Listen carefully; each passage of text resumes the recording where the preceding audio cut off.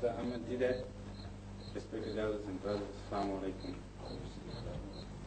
I'm sure Mr. Ahmed Deedat does not need any introduction, but just to mention one point that, when a student starts to study post-metric, he goes to university, he does a bachelor's degree, then he does an honors degree, then he does a master's, becomes a master of his subject, then he becomes a doctorate of his subject, can become a professor, and when he's passed all these stages, he knows it so well, he's more than a master, he becomes a mister of the subject. And it is in this spirit that I refer to Ahmed Deedat as Mr. Ahmed Deedat, because in the field of comparative studies, especially Christianity, he has more than mastered the subject, and I think he deserves the title of Mr. Ahmed Deedat. And it is in that sense that I think I refer to him.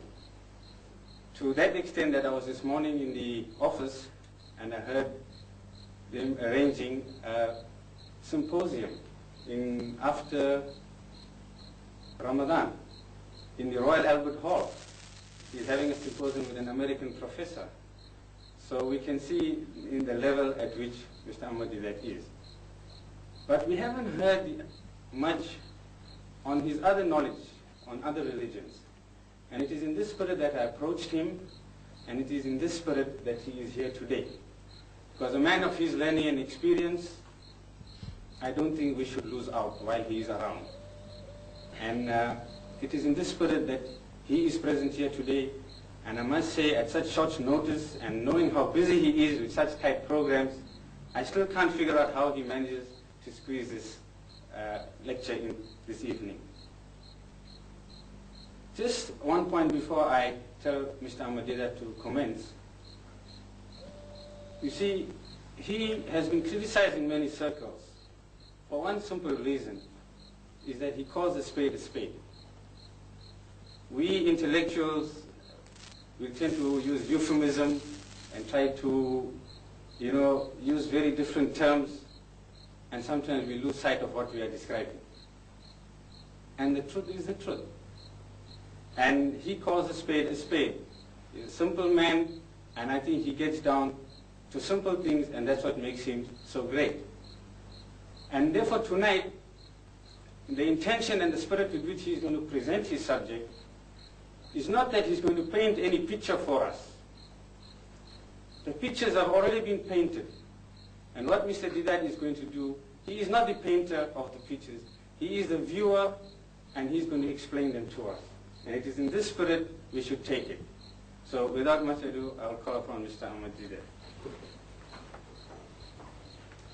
أعوذ بالله من الشيطان الرجيم بسم الله الرحمن الرحيم وقل جاء الحق وزهق الباطل إن الباطل كان زهوقا وننزل من القرآن ما هو شفاء ورحمة للمؤمنين ولا يزيد الظالمين إلا خسارا صدق الله العظيم.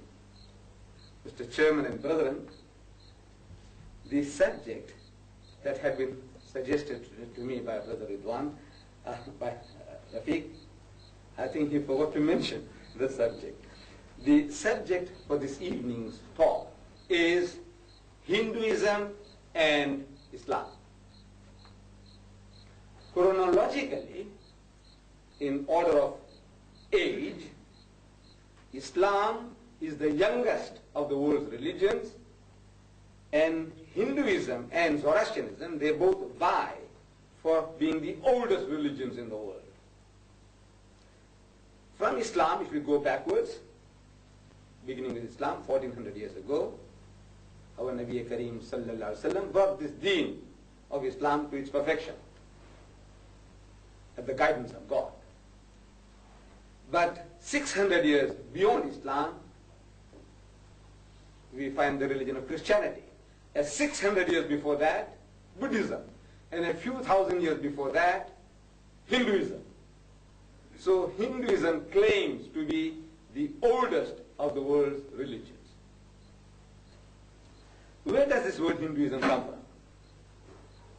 It comes from the Indus River. It's a river passing through Pakistan. in undivided India in the northwest, the Indus River. And people have certain characteristics in speech that sometimes where there is no H, they add an H. Where there is H, people eat it up. You know, describing the situation in the city hall, I was mentioning to our people, I said, you see, there is a group of people among us, Indians, our own people, that they pick up H in Hambilo, you know, Ambilo, they say Hambilo, and they drop it off in Hillary, they say Hillary. So, same thing happens to this Indus business. Indus River, people say Hindus. Indus, there was no H, they put her. Hindus, Hindu. People living around the Indus Valley, Hindu. The land, Hindu. So, this is how this name has been given, Hinduism. The ism or the culture or the setup or the beliefs of these people of the Indus Valley, Hindus. Now, if I were to give you in one word the difference between Islam and Hinduism, one word,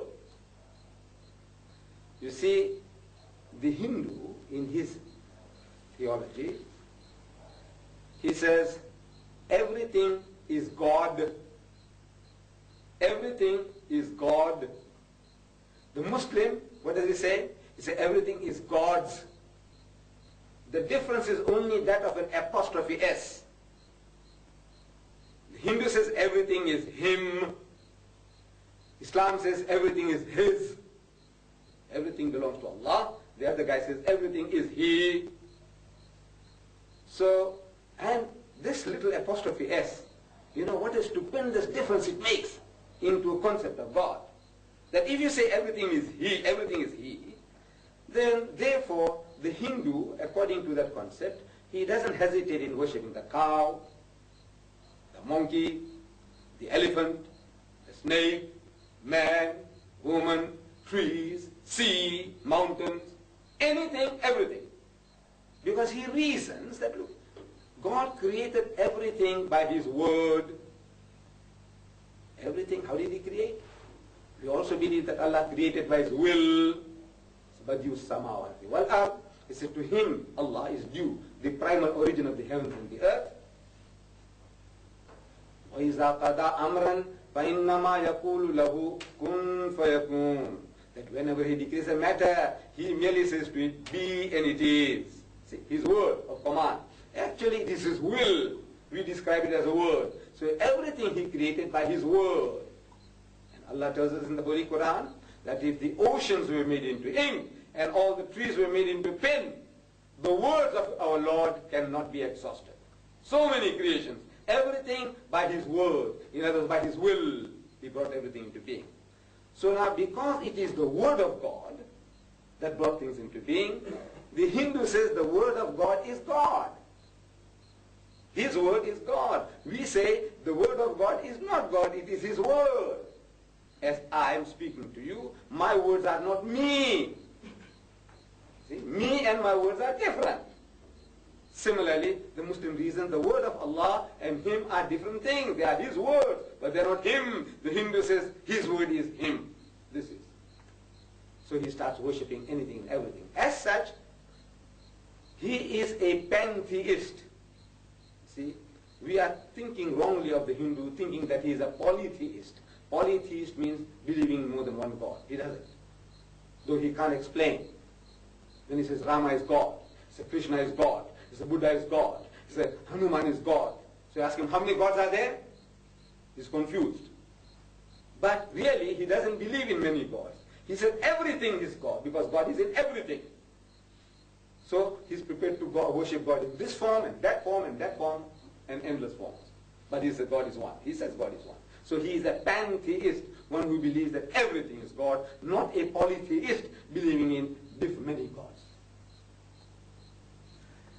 Now, when we talk about Hinduism, immediately in our minds, these terms, they occur, they come to mind. Incarnation. Incarnation. reincarnation, karma, idolatry, Hinduism associated with all these terms, terminology. Incarnation, a system in which people believe that God Almighty comes down to earth as a man. He becomes human being. God Almighty, He comes down to earth, born of a woman, He becomes a man. Incarnation, meaning God taking human form. Reincarnation, meaning when you die, it's not the end, but you will come back to life again on this earth. And you die again, and you can come back to again onto this earth, again and again until you reach perfection. It can be 1,000,000 rebirths. You can be born 1,000,000 times over until you reach nirvana, peace and absorption with God. Then you can rule the universe with God. You become one with God. You become God. That's reincarnation, being born again and again into this world in human form. Karma is the philosophy of believing a law of cause and effect. That every cause has an effect. You put your finger into the fire, you get burnt. Cause, effect. If you eat too much, you have a stomachache. Cause, effect. But now the Hindu believes that that effect takes place here on this earth. We believe that there is a cause and effect, but it will be on a higher plane. We will have to account for our deeds. That's Islam. We believe that every cause has an effect. Whatever you do, you are going to be recompensated, good or bad. As you sow, so you will reap. Whatever you sow, you will get the fruits of it, good or bad. But that does not necessarily take place on this earth, that you don't have to come back here on this earth to give an account. And idolatry, meaning they believe they're worshipping God through the means of different statues, idols. Now, it is not possible during the period of this talk to give you like a clinical analysis of all these terms, going deep, because each and every one becomes a subject. Actually, Hinduism is such a vast thing that it calls for a series of talks, not just one talk, to give you in one brief nutshell, say, look, this is Hinduism. But for the purpose of this discussion tonight, we will be forced to give you a broad outline of the things that I have just mentioned. And in passing, you will be able to see them all, inshallah. Now, as we are gathered here, from what I can see, we are all Indian Muslims. I don't know if there is an Arab among you. Is there? Any Arabs here? No. Huh? No. Any Malays? No. As a people as a whole that we have gathered here, it looks like we are all of Indian extraction. Now, one of the easiest ways of trying to approach the Hindu, to talk to him, to reason with him is to confess at the outset that our people, our forefathers were Hindus. I know when I was young, I was getting shocked. When the Hindu pointed the finger and said, you people are Hindus, he's trying to say that you were also Hindus. You see, he didn't know how to say that, so you are Hindus. Or maybe when he said you are Hindus, meaning you are from Hind. See, Hind is the word for India. India, say India, Hind. You are from Hind. So they're thinking that everybody from Hind is a Hindu. See, whereas for everybody from Hind is a Hindi. We are all Hindis. In English you say Indian. We are Hindis, but we are not Hindus. Hindi and Hindus are different things.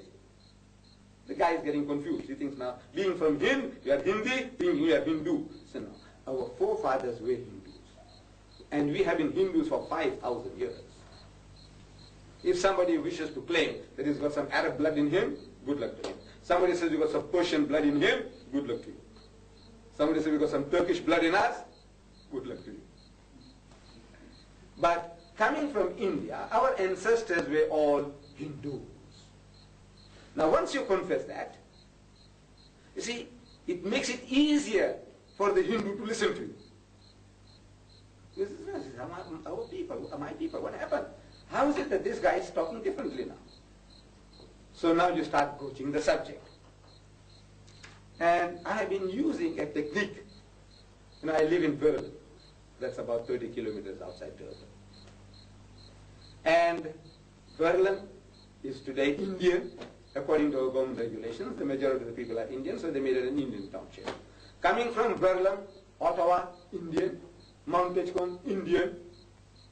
And as I come from Berlin, going to Durban, I find some Indian people standing by the roadside, so I give them lift. It's something that is seems to be beyond my control. Though my wife keeps on telling me, don't give lift to anybody, because we have been reading about things, you know, what happens if people give lift and they get bashed and the cars get stolen and they don't find their husbands anymore. But somehow I feel that the Indian who's standing on the roadside, he's not waiting to bash you on the head, the Indian. The white man, unfortunately, we have to say it's again and again he bashes his benefactor. The most dangerous guy in South Africa is the white man. Not the Indian, not the colored, not the African. If he wants to bash your head, he'll come and look for you. He'll find you and he'll do his job. But he won't stand on the roadside waiting for a lift to do that. So I'm compelled, in some type of compulsion, inner compulsion. See an Indian, I just want to go on, but I can't help it. I stop the car, I says, get inside. Now once that fellow gets inside the car, I must talk to him. I want to make him pay for the lift. Not in money, but, you know, we must do a job of work. So immediately I says, what church do you belong to? And if you ask that question, it's an innocent question.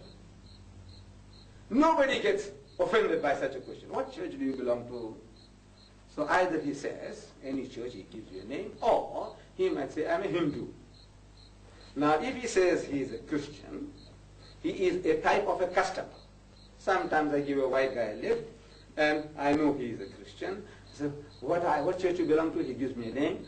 I says, you know, once you know he's a Christian. He says, you know that there are 3 types of Indians in South Africa? And the guy gets a shock. There are 3 types of Indians in South Africa. He doesn't know. To him, all Indians are the same. You can see our complexions. I know there are various shades of grey, but overall, you know, there is a dial about us all that says Indian, Indian, Indian, Indian. No, one is light and one is a little dark and one is darker still. But Indian, Indian, Indian, Indian, Indian. So he says, no, what's talking about 3 types of Indians? To him, there's only 1 type of Indians. As much as to our fathers, there was only 1 type of white man, European. See, when I was young, when you said European, we thought European was a nation, and the South African government also put it that way. Europeans, non-Europeans. That's how they classified us. In our tramways, in the railways, everywhere. European, non-European. So European, we are thinking, is a nation. But we know better now that European is not a nation. They are now changing to whites and blacks. But European is not a nation. Europe is a continent. And on that continent there are many nations. Like the Greeks, the French, the Germans, the Italians, the Swedes, the English, the Irish, the Scotch. These are different nations. But because we don't know the difference, all white people is one nation. Similarly, they say all brown people are one nation. So it's when you tell them that there are 3 types of Indians in South Africa, they get the shock of their life. I says, you know, racially, we are dozens of different kinds. Racially. And the proof of that is, this is Gujarati Muslim, they call me Surti. There is a Memon, there is a Kokni, there is a Nyabai, there is a Hyderabadi with apologies. Mean no insult. You know, the people from Hyderabad, when I met them in America, they are beating the breast of the Hyderabadis. And Hyderabad, you know, in central India, Hyderabad, the Nawab of Hyderabad, Nizam of Hyderabad was there. They were a highly cultured people. One of the most educated people in India are the Hyderabadis. But here in South Africa, because the term was being used disparagingly for our Urdu-speaking brethren, so now it seems like an insult to say Hyderabadi. But the Hyderabadis in America, I met them, they're beating the breath. Yeah, Hyderabadis. Yeah, Hyderabadis. Hyderabad ke hain. What do you think? You know, like you people come from Gujarat, from Bombay, from here, they are Hyderabadis. So no insult intended. So we are dozens of different nations really. But religiously there are three main groups: the Indian Hindu, the Indian Christian, and the Indian Muslim. Religiously, three main groups. Racially, dozens of different kinds. Among the Hindus, dozens of different kinds. Among the Muslims, dozens of different kinds. Races. So these three main groups, as you tell, there are three different types of religions. There's an Indian Hindu, Indian Christian, Indian Muslim. And now, what is the main difference between the three? Actually, the guy is thinking that you are educating him. But this is how you brainwash people. You know, you program people. You make them to accept in a story form. You're telling the guy as if you're telling a story, as if you're educating the guy. He says, you know, there's an Indian Hindu, Indian Christian, Indian Muslim. What is the main difference between them? Yes and no. So he says, you see, the Indian Hindu, in his philosophy of religion, he believes in God's incarnates, meaning God coming down to earth as a man. That's the Hindu philosophy. And in that system of incarnation, God taking human form, they believe that Rama was the seventh incarnation of God. Krishna was the eighth incarnation of God. Buddha was the ninth incarnation of God. And they believe in endless incarnations. See, the Hindu reasons. And his logic is very good. His logic is very good. The Hindu, he's a very logical person. Give him that credit. He says that God Almighty is so pure, He's so holy, He's absolute holiness. We agree with him. Al-Quddus, the Holy One. This is one of his attributes in the Quran. He's Al-Quddus, the Holy One. So the Hindu also says His absolute holiness. He's like a holy robo. Now that holy robo, that's how he thinks now. What does he know? How man feels. Then, let's say he sees a beautiful young thing. What does he know how the man feels? Does he feel the way man feels? Probably not. Then say, what right has he to lay down rules for us? What does he know? Like somebody jokingly remarked about the Pope. Pope. See, the Pope made his pronouncement on the pill, birth control, pill. So somebody remarked that the guy who doesn't play the game, what right has he to lay down the rules? Does he play the games we play, the Pope? No. Then what right has he to tell us? Fertile period and infertile period, what the hell he knows about fertile and infertile. Similarly, the Hindu reasoned, he said, look, does God play the games we play? Probably not. Then what right has he to tell us? Thou shalt not covet thy neighbor's wife. What does he know what is to covet? So to be qualified, he should come down to earth as a man. He's born like any other human child. And as he's growing up, somebody is playing fool with his mother in the absence of his father. And you know how he grades, how he feels. As he's growing up, somebody is playing fool with his sister. Now he knows how he feels. Now he's married, somebody wants to pinch his wife. Now he knows how he feels. So he's qualified. Now he's qualified to tell you, thou shalt not commit adultery, because he knows what adultery is. Thou shalt not covet thy neighbor's wife, because now he knows what he is to covet. He's qualified. Now that is the Hindu idea for justification for incarnation, God becoming a man. The Christian, he says that before Jesus, God did not incarnate. After Jesus, he will not incarnate. He will not take human form. He is the only incarnation, meaning only time that God came down to earth as a man, he came in the form of Jesus Christ. What does the Muslim say? The Muslim says God does not incarnate at all. He doesn't become human at all. What does he do? He chooses a man from among men, one of us, flesh and blood in all respects. But that person is so finely attuned, he's so sincere to God, that whatever God Almighty commands him on a higher spiritual level, what we call revelation, the electromagnetic waves of the spiritual world, that person hears those signals, those messages, and he conveys them to us on our human level, sound wave. Thou shalt not commit adultery, thou shalt not covet thy neighbor's wife, thou shalt not steal, thou shalt not kill. And you see, on our human level, we can understand what he's talking about. Such a person, we say, is a prophet of God. His is the mouthpiece of God. He's speaking the words of God, but he's not God. So the Hindu believes in many incarnations, the Christian believes in one incarnation, the Muslim believes in many incarnations.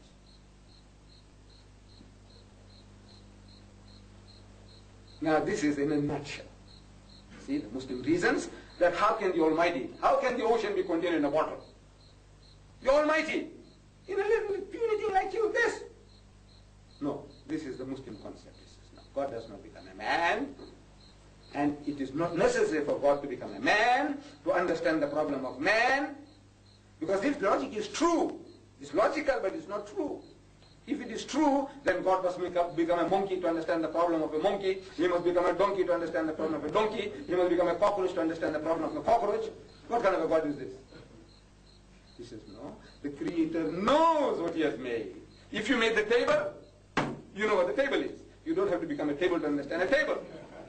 If you made the beetle Volkswagen outside, you don't have to become a beetle Volkswagen to understand a Volkswagen. The Maker knows what He has made. If God made us, He knows, and as such He is qualified, and He has the authority to dictate to you, to tell you how this machine ought to behave. He has a right to give you instructions. He doesn't have to become a man to understand the problem of man. Now about 100 years ago, when we came to this country, the average Indian was 80% Hindu, 20% Muslim, and 1% Christian. So when I had these Hindus getting into the car, I present this to them. I said, when we came, our forefathers 100 years ago, this was our average ratio of our people. But I said, today, you know what? The Muslim is still 20% of the Indian population. In other words, if we lost half a dozen, we might have gained a dozen. Overall, the average remained the same. But the Christian has jumped from 1 to 17% in the Indian community. 1 to 17. So I'm asking, where did the other 16% come from? In a flying saucer? From outer space? No. He agrees quickly. He says, no, it's from the Hindu. So the question arises, why is it that the Hindu is getting converted and the Muslim is not getting converted? Not in total. I mean, we can also lose our sons and daughters, which we are. You see? But if we lost half a dozen, we might have gained a dozen. So overall, the average has still remained the same. But the Hindu has been reduced by 16% in the past 50 years, not 100 years. Because most of this propagation work among the Indians has been done by the Christians in the past 50 years. They lost 16% of the people. And at this rate, in 1,000 years, there will be, the Hindu will be a museum thing, museum piece. If you come across a person, your grandchildren, they say, what church you belong to? It's a Hindu, sir. This is what's going to happen. Because at the rate at which they are losing, it will be like something should be in a museum. So what are you doing there? So the question is, how is it that the Hindu is getting converted wholesale and the Muslim is not? And he knows that. So look, we are not saying, we're not denying that we could have lost our sons and daughters. The young man wanted to show his father a point, or he met a Christian woman and somehow he went head over heels. These things can happen. Or sometimes people can be brainwashed, or mixed marriages. We married non-Muslim women for the marriage of convenience. We converted the woman, and she was neither here nor there. She was neither fish nor fowl, and the marriage broke up, and your Muhammads and your Fatimas and your Khadijas gone back again with the mother to the church and Christianized. It's happening again and again. We are losing thousands that way. This marrying, outside Islam. You marry a colored woman, beautiful thing. Right, and the marriage doesn't work out. Look, among ourselves, there are times when marriages don't work out. And there are more chances of the marriages breaking if the woman is from the other side. Culturally, her stance from everything is different. She's used to jiving and, going around with this guy and that guy, half a dozen guys she has experience, and now you think, now you got everybody's chewed bones, now you put it around your neck, make a garland out of it, and the garland doesn't work. So, where do your children go? Back again. She goes back to her aunties, her grannies, and your little ones she's going to church, they also go to church. So we have been losing that way, you see. But as a people as a whole, we are immune to conversion as a whole. So what makes it that the Hindu is getting converted and the Muslim not? So he might hazard a guess to say, well, you know, our people are very ignorant about our religion. I said, look, like that, we also have ignorant fools among us. Muslims, who don't know how to read the Quran, they don't know how to make salah, elementary things they don't know about Islam, but they're Muslim, born in a Muslim home, carrying a Muslim flag, and when they die, we'll bury them as Muslims. But perhaps they know nothing about Islam. It's there. From experience, I know it is so. So we also have ignorant people among us, as much as you have. But I said, look, I might explain to you the reason. I may be wrong, but if I'm wrong, I would like you to correct me. I said, you see, the Hindu is a very tolerant person at home, among himself. Not now in India. They're the most intolerant, you see. But the Hindu in his own family life, he is very tolerant. See, in a Hindu family,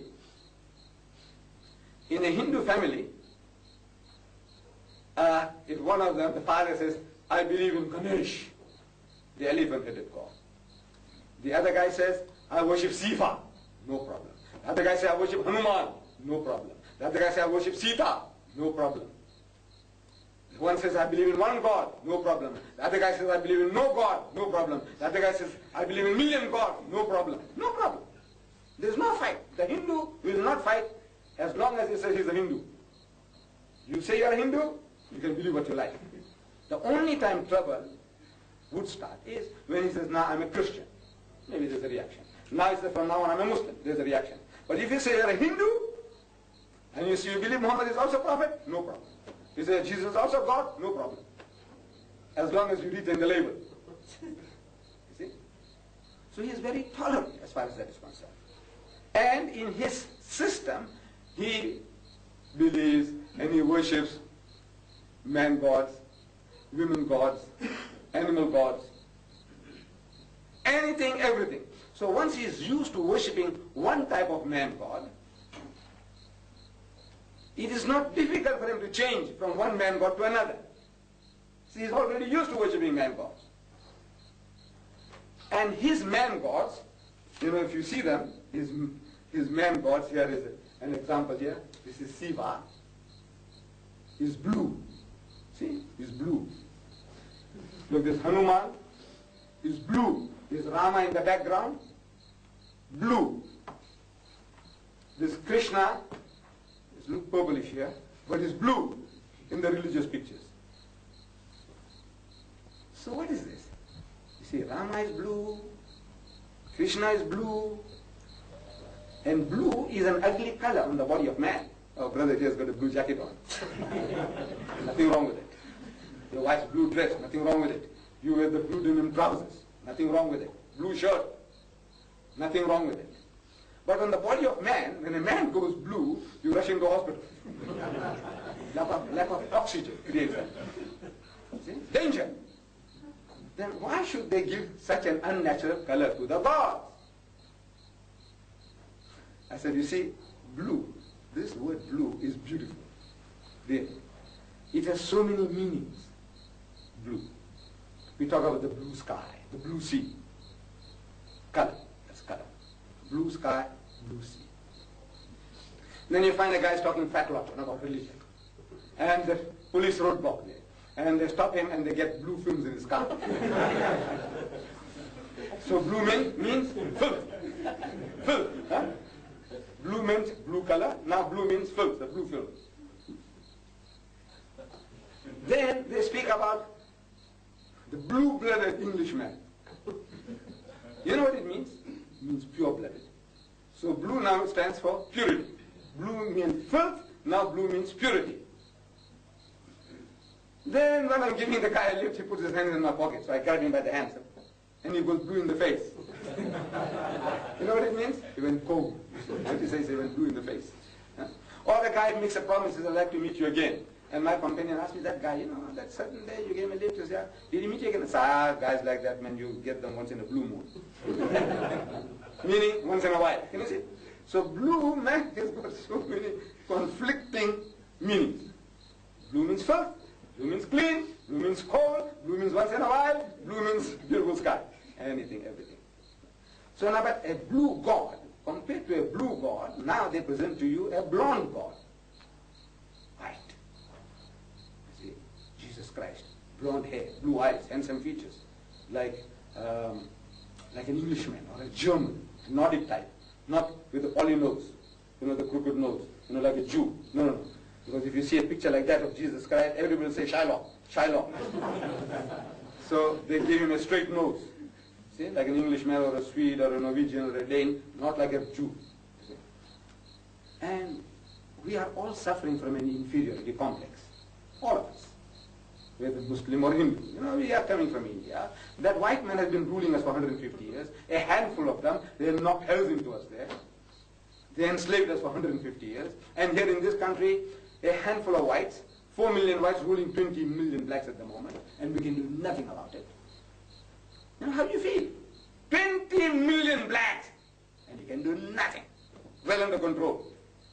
So we are awed by the white man. So this white man comes along into your house. He takes your little brother or sister on his lap, or your daughter or your son, and pats him on the head. How do you feel? Most especially the Hindu, worshipping this man God and that man God. To him a God has come into his house. See, he's awed.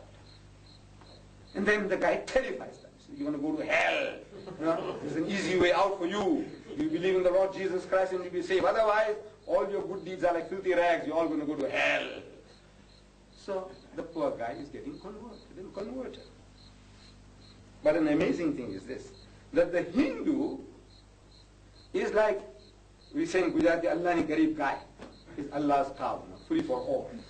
Like our Nabi Karim Sallallahu Alaihi Wasallam said, like knowledge is a stray camel of the desert. Wherever you find it, you take it. This Hindu is also willing to be taken. But the Muslim is not selling, he's not talking, he doesn't want the fellow. And that's genuine. We are racist, I'm telling you. The Muslim, the Indian Muslim, he is no better than the caste Hindu, the racist Hindu. We are looking down upon that. We are the guy, we are terrified about what he's doing to us in India. The caste Hindu, we grate, we cry. We are, so enslaved in India that the amount of riots that take place, average of 2 riots a day are taking place in India against our people. And we can't even cry. You know that? We are 120 million Muslims in India, but you can't even cry while you're hitting us. That's how demoralized we have become. The thing is, the Muslim is really not interested in conversion. The only time he wants to convert our Madrasi brethren, our Tamil Telugu brethren, our Hindustani cousins, you know when? When our daughters are running away with them. Already run away, maybe registered, maybe carrying his baby. Now she wants your blessings to get her married. That's the only time you are interested in converting the guy. Otherwise, we are actually pushing them out. Because as a young man, I still remember, the elders talking, our Madrasi brother comes along, and sheepishly, he says, he's interested in Islam. And I have been listening to our elders talking, telling them. He said, we'll cut you. We'll cut you. Again and again. We'll circumcise you. But they don't say circumcise because they didn't know that word, stupid. You see? They say, we'll cut you. You want to be cut? So the poor fellow gets cold feet. Actually, this is our way of pushing him out. I don't know whether our mentality has changed. Maybe we don't use those terms anymore. But the mentality hasn't changed. And as a result of that, the punishment Allah is giving us. Our daughters are running away wholesale with the Muslims. Wholesale. And wholesale is a mild term. I like to see a guy coming along to me now and telling me, he says, it is those, they were telling, my people were telling. It happens in the population barracks. It happens in the magazine barracks. Or now you can see it happens in Chatsworth. It happens in Phoenix. Not my people. We are the Gujarati Bohras. We are Katorians. I say, you're Katorian? I show you your daughter. You say, you're Kulwadian? I say, I show you your daughter. What are you? You say, you're Miyabai? I say, I show you your daughter. You say, you're Kanami? I say, I show you your daughter. There isn't a guy who can say that, look, my community is not immune from this fire. That we are not getting singed. Anybody, who are you? What are you? And My daughter is not your daughter. You have no feeling for, if suppose I lost my daughter. No, you have no feeling. It doesn't hurt you. What kind of pigs are you then? I want to know. You have no feeling for my child? But unfortunately, it's a very sad thing to say that the Muslim is not interested in wanting to convert. People talk about, doing dawah work. I say, let him carry on. But the community is not interested. They are interested in you. One Muslim is interested in you. They want to convert the converted. See? So you, why don't you keep a beard? Huh? You got a nice beard, Rafiq. Why don't you make it standard size? That other brother I saw, he's got a nice beard there, but he shaved his moustache. So I said, our Nabi Kareem sallallahu alaihi wasallam, he said that you must trim your moustache, not shave it. Busy with that. Salami or no salami? Salami or no salami? We must lift up our hands in dua or pray like that. Whether we must say dua loudly or silently. Oh, man, we are busy, bashing each other. The slightest little provocation, the slightest difference, we want to kill one another. But the ocean in which we are, we're getting absorbed. Our daughters are running away wholesale. And now the Christians are also making inroads. Nobody's interested. Nobody talks about it. As if the problem doesn't exist.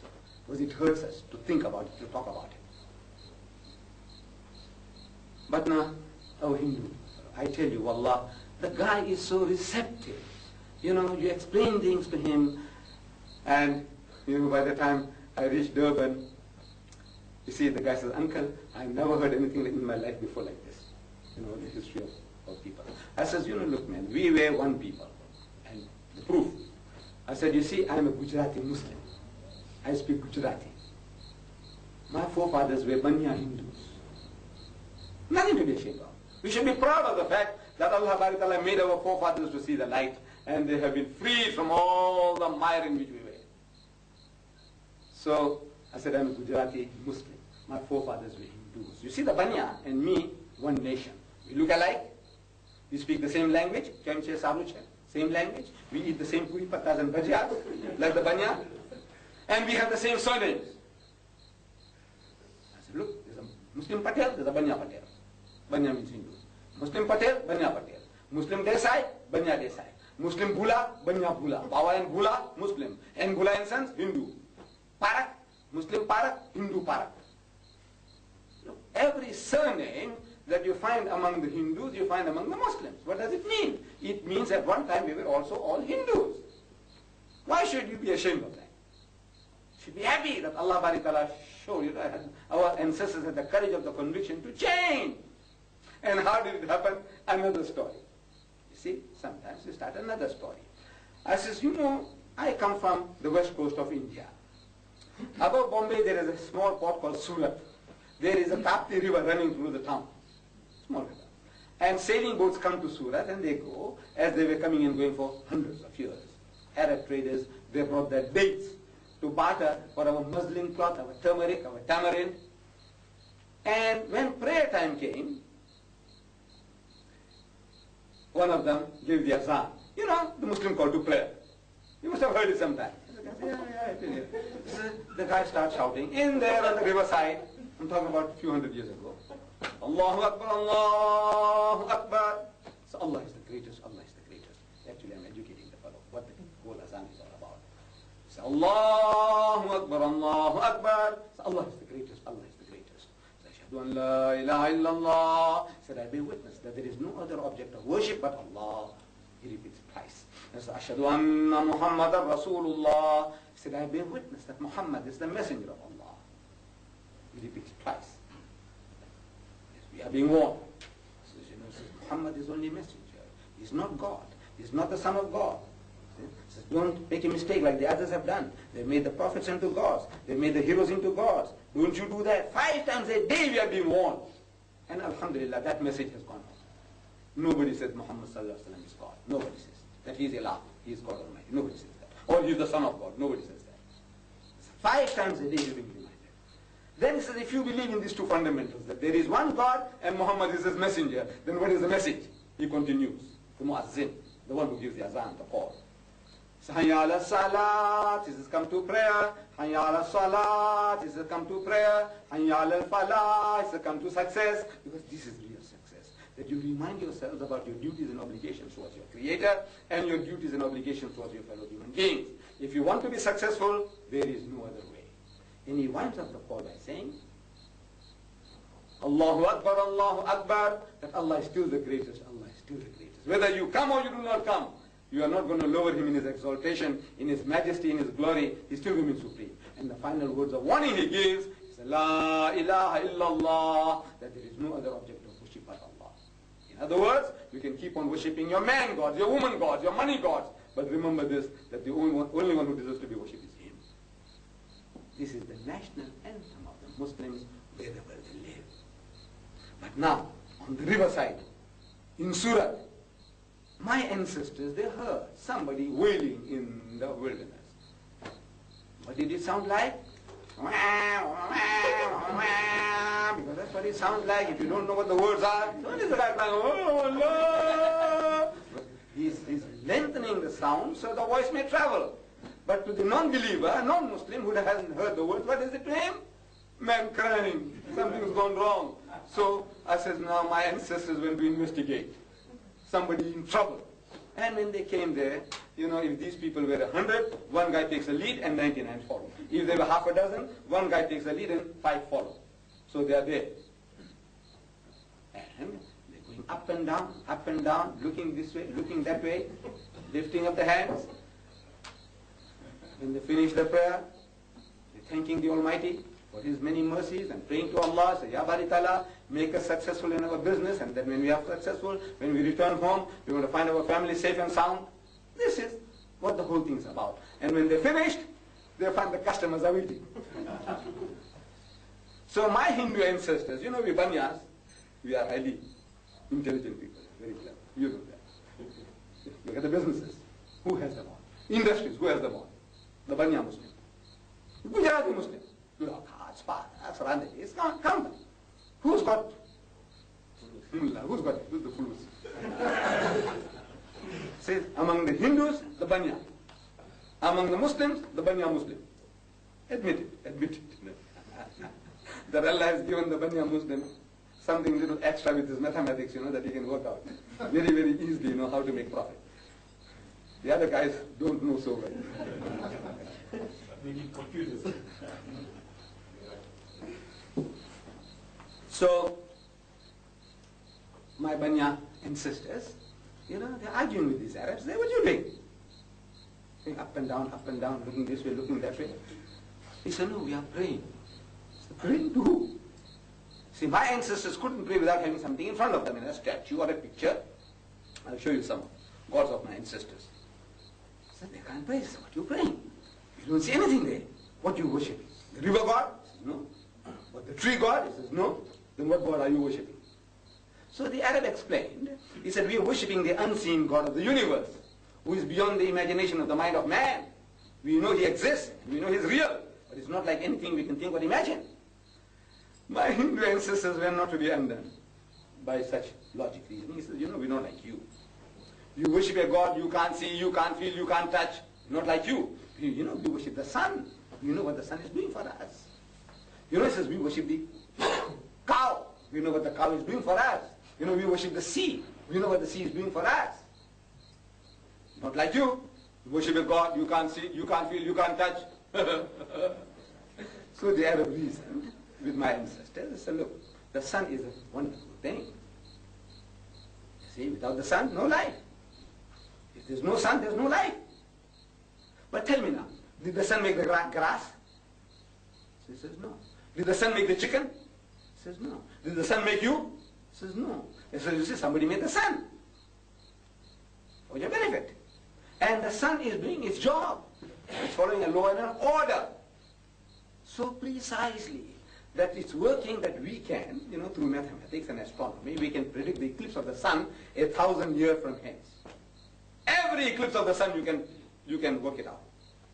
You can write it down. And to the minute, to the second. And you can say that from Durban it will be visible, but you won't be able to see it from Johannesburg. Or you will be able to see it from Timbuktu, but in southern Africa you won't see it. Or you can work it out for 1,000,000 years hence. You know why? Because it's following a law and an order so precise, so exact, more exact than the best watches on the wrist. But can the sun say tomorrow that I won't come out? No. So the sun is doing its bidding, so we must thank the one who put it there. See? And the cow, the cow too is a fantastic animal. You know, we get our milk, our butter, our ghee, and the cow dung makes such wonderful compost, better than any fertilizer you can buy. It's a wonderful creature. You see? Does the cow make itself? It says no. Can the cow say from tomorrow I won't give milk? It says no. So look, somebody made the cow for your benefit. You must thank the one who made it. And on and on. The sea, the sea too.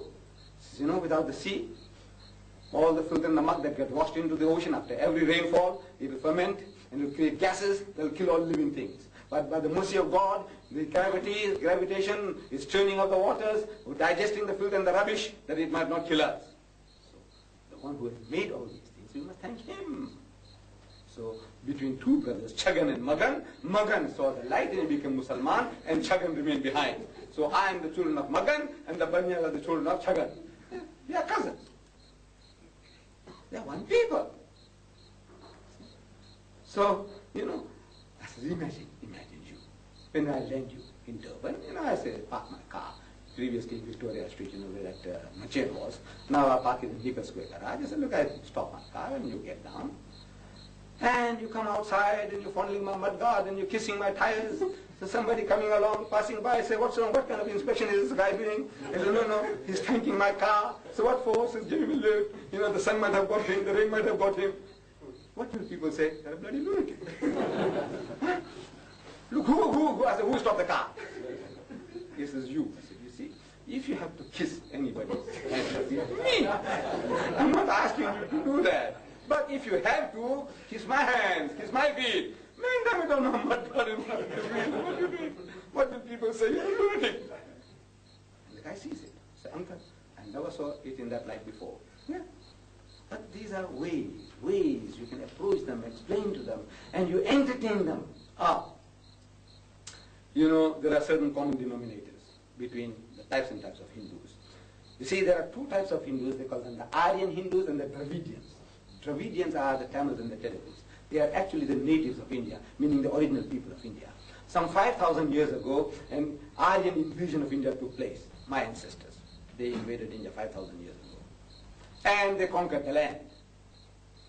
See, 5,000 years ago.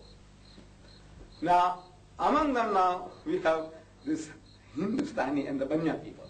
They worship the same gods. The Tamils and the Telugus, they worship different gods, different names they give. The Hindustanis and the Banyas, they specialize on Rama, Sita, and Hanuman. Hindustanis and the Banyas. They commemorate Diwali a day after the Dravidians, the South Indians. They commemorate Diwali a day before, and the Aryan people, the Gujaratis, the Banyas, and the Hindustanis a day after. You know why? He doesn't know why. So I said, you know what? You see, Rama, we both specialize. It was the Hindustani, more easy. It's the Hindustani or Banya. I said, look, you specialize on Rama, Sita, and Hanuman as gods.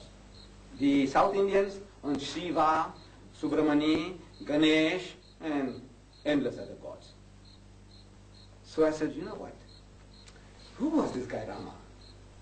You know, according to the Ramayana, the Hindu epic of Rama, it says Rama was a prince of Ayodhya, a kingdom in central India. His stepmother had a couple of sons. And one day she did something very nice for the old man. Maybe gave him a good massage, you see. And the old man was elated, happy, you know, I don't know, you don't know how one feels, you know. When you're old and somebody gives you a nice massage, you know, how you feel, you know.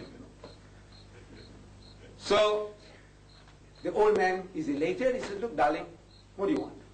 Ask me and I'm prepared to give it to you. So happy. So she says, anything. He says, yes, anything. He's thinking about diamond, gold, jewelry, or a village or a town as a present, you know. What do you want? Ask and I'll give it to you. So she says, no, not now. When the time will come, I will ask. So, Few years later, when the time came that Rama was to become the crown prince, that in the absence of the king, he will become king, and her own son's position will be jeopardized. So now she reminds the old man. He says, you remember one occasion you told me that you're prepared to give me anything? He said, yes. You still prepared to abide by that? He said, of course. I'm a man of my word.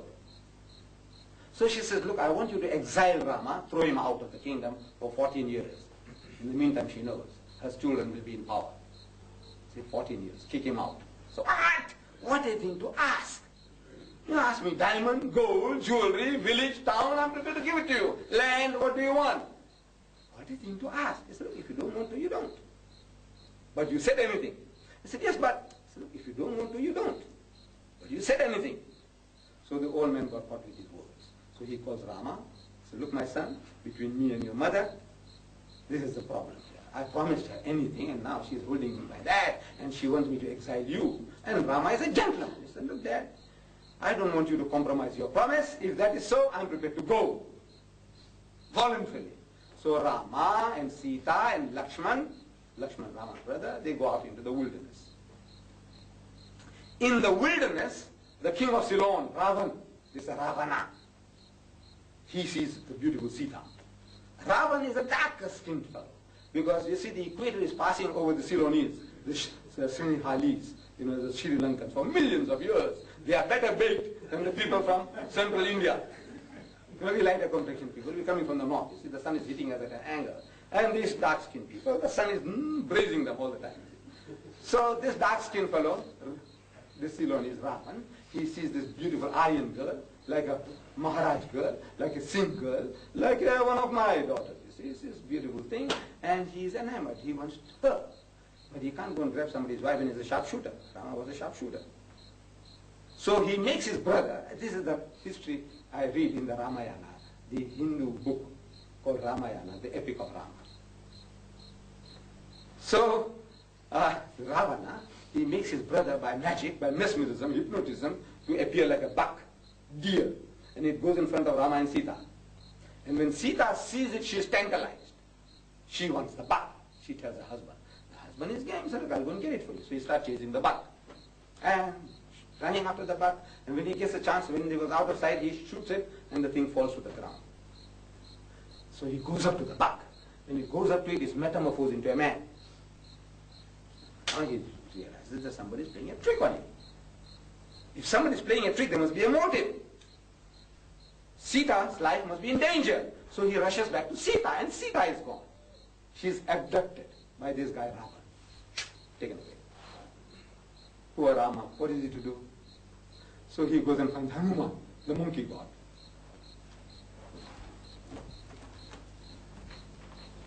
This gentleman here, the monkey god. You see?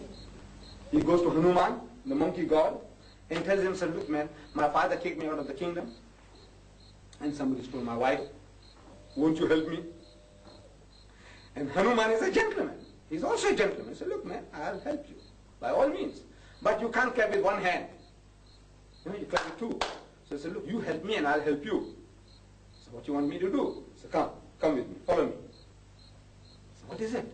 He said, look, me and my brother are twins. Who says that? Hanuman, the monkey god. He tells Rama, me and my brothers are twins. And my brother has usurped my kingdom.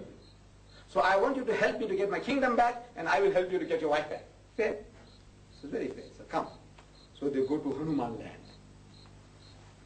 There in Hanuman land, he said, look, I'm going to start a fight with my brother. A duel unto death. Not like they do here. No, this grunting goes on, the tigers sing in them, playing. No, it's a real duel unto death. It's either you or me. So he goes and makes an offer. He said, look, brother, we want to settle this once and for all. Let's have it out. And whoever wins, he gets the kingdom. The other guy knows he's stronger than this guy. I said, right, okay, if that is how you want to settle affairs, I'm game. But in the meantime, he told Rama, this Hanuman tells Rama, he said, when I go and fight with him, you shoot him in the back.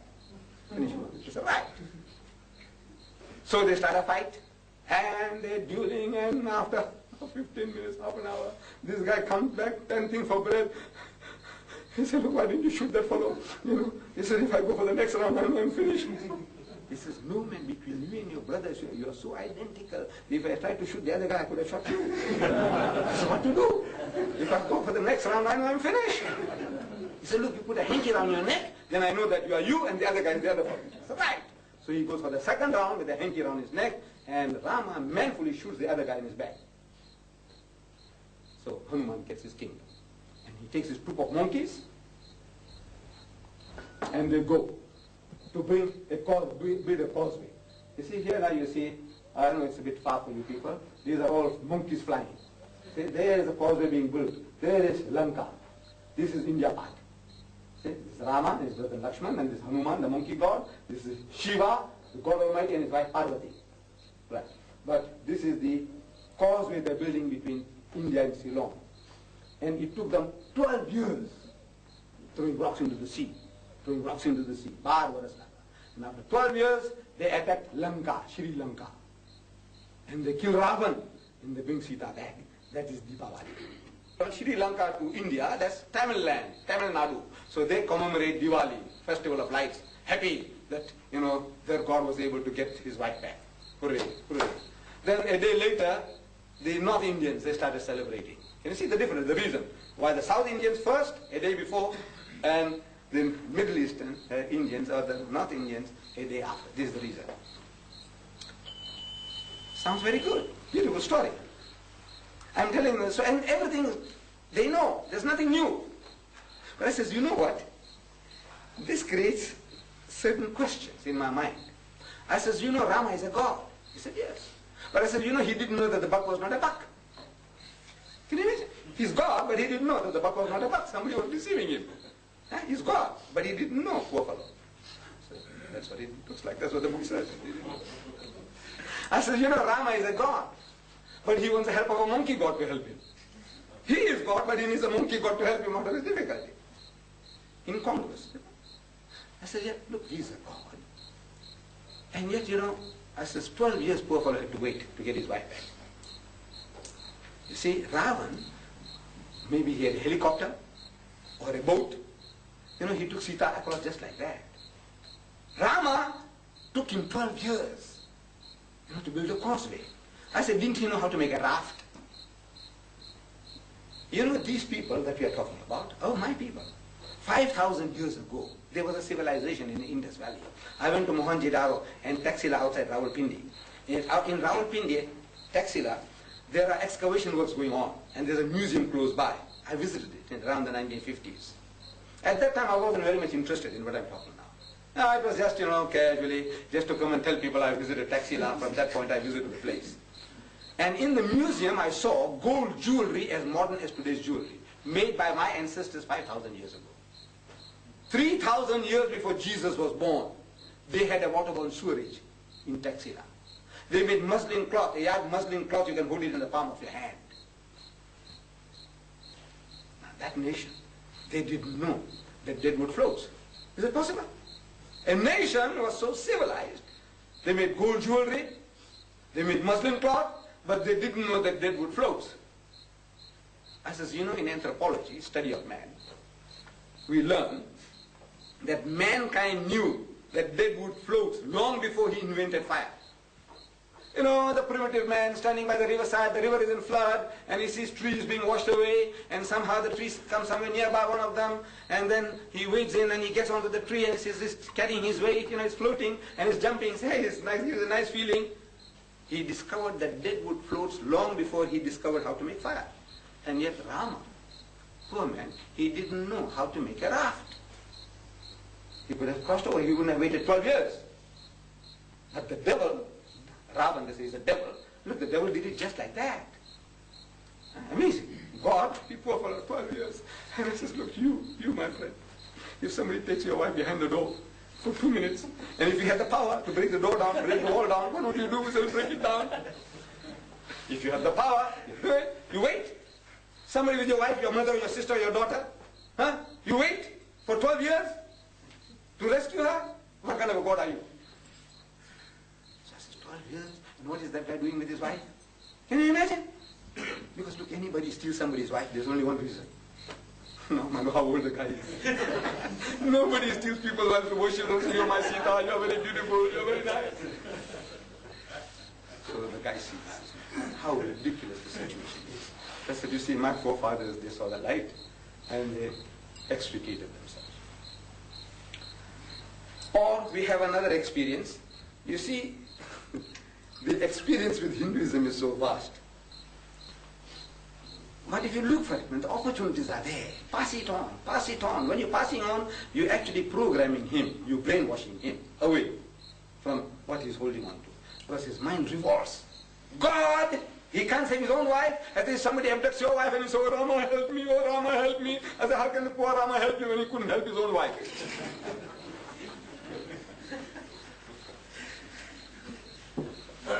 I had a couple from Rhodesia, old Rhodesia.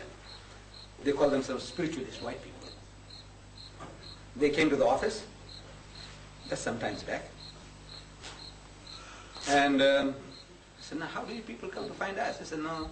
He says, our priest, you know, when we close for our Christmas holidays, he read from the Quran, you know, the birth of Jesus. And at the end of it, he said that, you know, this book speaks about Jesus and his mother in a nobler and a sublimer terms than anything to be found in the Bible. So they said, where did you get it? He said, look, when I was in Zululand, I was reading the Sunday Tribune, and in that there was an advert, and I wrote for the Quran, and I got it, which he used. So that is where we got our address from, so we come to see you. This is very good.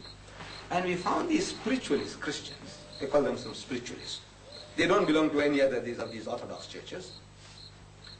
They were so tolerant, they were so good, that while I'm talking to them, they're very, very happy with my explanation.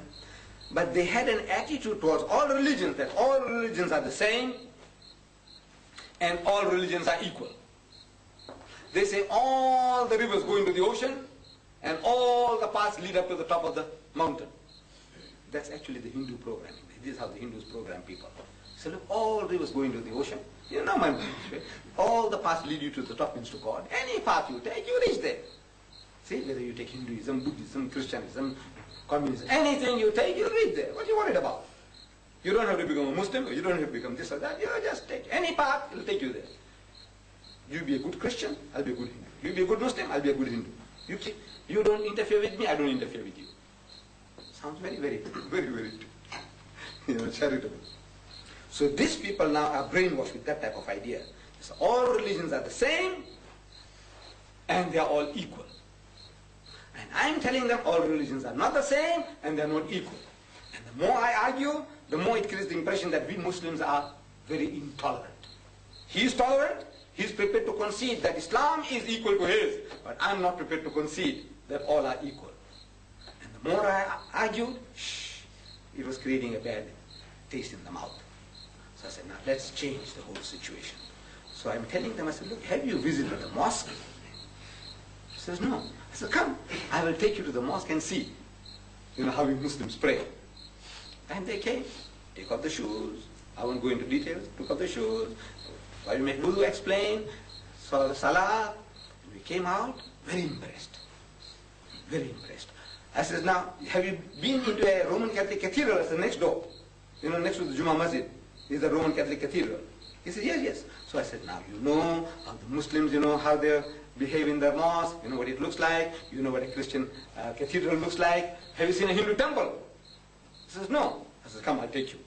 So I took them in my car to Amgeni Road, near that old Greywood. Now, this main station, just a few hundred yards from there, is the largest temple in South Africa.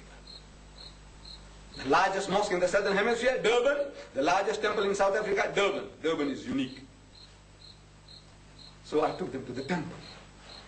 Now, when you tell people that it takes people to the temple, but the Chinese have a saying, one picture is worth 10,000 words. So I'm telling you, Hanuman, I said, look, this is Hanuman. Ganesh, I said, look, this is Ganesh. We'll come to him again. So one picture is worth 10,000 words. I said, let me take them to the temple. They said, all same? Let me hear it from their mouth. So I took them to the temple. We also have to take off our shoes. We took them off. And we went into the main hall, a hall like this, about this size. And at the end of the hall, there were 3 cubicles. But before going to the things, I got the supervisor. said, look, please, these are visitors from the Rhodesia, and they like to see what's going on. I said, no, you explain. I said, no. In my mind, I said, let them get it from the horse's mouth. You see? I said, no, please, you must explain to them what is going on, what you have got here. I forced the fellow. He didn't like it. So we started from the left-hand side. There were 3 cubicles, left-hand side. So in that room there, we see this statue. This is the picture, but we see a statue. I said, who's this? This is the Son of God. This is the Son of God. I said, what's his name? He said, his name is Ganesh. I said, oh. Outside, there was something like a bullock, black, made of stone. I said, what is this? He said, this God is looking after that God. Guardian angel. Like a guardian angel. You're laughing. These are the gods of our ancestors. Respect. I said, he's got a body of a man and the head of an elephant. Can you see that? I said, how does it come about? How can a human being have an elephant head? So the story is that you see, this is the Almighty God of the Hindus. We are coming to him. We are coming to him just now. This is Shiva. And this is his wife Parvati. This is Shiva and his wife Parvati. Now Shiva is God. But he thought of going and contemplating about God. So he's telling his wife, seeking permission, look darling, let me go, I want to contemplate. He's God, but he wants to contemplate about God. So he goes into the Bundus. This is Hindu mythology. You see? So he goes into the Bundus, in the wilderness, and for 12 years he's away, contemplating about God. And after 12 years he returns, bearded, he comes home, and he knows his house, and there outside the house there is a young boy, 12-year-old, son of God. His son he didn't know. See, when he didn't know his wife was pregnant. You see. So by the time he returns, there's a young boy, 12-year-old, is waiting there. Say, old man, where are you going? Old man, after 12 years, when his wife is there, said, get out of the way, you bloody rubbish. He's the son of a God. He's not to be easily moved. There's nothing doing. I won't allow you to move. Because his mother's life is in danger. See, he's got that feeling for his mother. So, no, I won't allow you to go. So Shiva, he takes out his sword and chops off his head. In the meantime, the body falls. His son, he doesn't know that this is his son. He chops off his head. So Parvati comes out. So, oh, what have you done? Our son. So what? He says, yes, this is your son. What have you done? Say, get the head quickly. Bring the head. What Chris Barnard couldn't do. So looking for the head. And if God hits, how hard he hits? Across the 7 seas. Across the 7 seas. They're hunting for the head and they can't find the head. And the body's getting cold. So he said, look man, any head will do. Bring a head and we'll put it on. So there was a baby elephant grazing there. They chopped off the head and they put it on. Chris Barnard couldn't have done that, I'm sure. Chris Barnard, poor fellow. So he did. That's how he's got the elephant head. So this is the Son of God. Shiva is the father and this is his son. He's got an elephant head. This is how transplant took place. That must be about 4,000 years ago. Chris Barnard still couldn't do it today. Now we come to the center. The center, the main object, you can't see too well here. Here. You see this there. It's worth visiting. Wallah, we must visit the temple. You know why? Then you will appreciate what Islam has done for you. That had it not been for Islam, your mother and your sister and your wife and your daughter would have been garlanding this. If Islam did nothing for you but save you from garlanding this, I want to know what you're going to pay to Islam for that. Just that. This thing here. He's the Almighty God. Big thing like this, big column like this. It had a crown on top of it. So I'm asking for the benefit of my visitors. I said, what is this? So he said, this is the Almighty God. I said, what's his name? His name is Shiva Lingam. Look, I know what Lingam is. See, Gujarati, I don't know how many of you know Gujarati, but Gujarati is my mother tongue and 40% of my language is Sanskrit. See? And I know, I'm born in India, terminologies and all I know. So I'm asking this supervisor, for the benefit of the Rhodesians, I says, what is lingam? So the guy smiles. I said, no, please tell us. What is lingam? So he starts to giggle. I said, look, jokes aside, this is not a thing to joke about. Almighty God, and you laughing, you're grinning. This is not something to joke about. I said, please tell us, what is lingam? He can't. He couldn't do it. He couldn't open his mouth. So I had to put it in his mouth. So I said, is that the male organ of procreation? He said, yes. I said, oh. You see, if you want to see this word, you must get the Oxford Dictionary. L-I-N-G-A-M, lingam. You'll find there, Oxford Dictionary. And it tells you it's a phallus. If you don't know what a phallus is, look it up in the dictionary. It will tell you something else. And if you don't know that, you have been wasting your father's money, man. So I said, look, what have you got it in? It's in something. This thing was covered with a piece of cloth. No, I said, look, he's got no head. I'm telling him he's got no head. He said, no, he's got. But I said, look, I can't see the head. And he had a crown on top of it. So he says, he's got a mouth too. I said, but I've got no head. So he says, he's got it. I said, okay, he's got it. What can you do? He said, I can't see the head. He says, he's got it. I said, I've got it. What have you put it in? He said, that's a pedestal. I said, yeah, I don't know. What do you call it? This pedestal, what do you call it? He says, yoni, Y-O-N-I, yoni. You must look up the Webster Dictionary. Oxford hasn't got it. I don't know why. He'll tell you what it is. So I said, what is yoni? I said, no, please, jokes aside, tell us, what is yoni? So I said, is that the female organ of procreation? He said, yes. I said, oh, you got the male organ and the female organ? He said, yes. I said, oh, that the Almighty God? Yes. I said, oh. These are the gods of my ancestors. Your ancestors, man. Look, you must know. Then you will be able to appreciate what Islam has done for you. Otherwise, we are ungrateful wretches, the whole lot of us. We are ungrateful. Just praying 5 times a day, you think you have paid for it. Just fasting in Ramzan, you think you have paid for it. What? What Islam has done for you is just freed you from this. Lingam Yoni worship, what are you prepared to pay for that? You paid $1 million, is not enough. You must go and see. You must tell our daughters. I was telling our daughters, through this our friend, Mr. Dadu. He's a lecturer there, Durban West. When he was a young man, I'm telling him, I said, look man, all those girls that are staying with you people there, I'm prepared to give you a free bus. I will take you to the temple, I'll bring you to the mosque, and I'll lecture to you what goes on.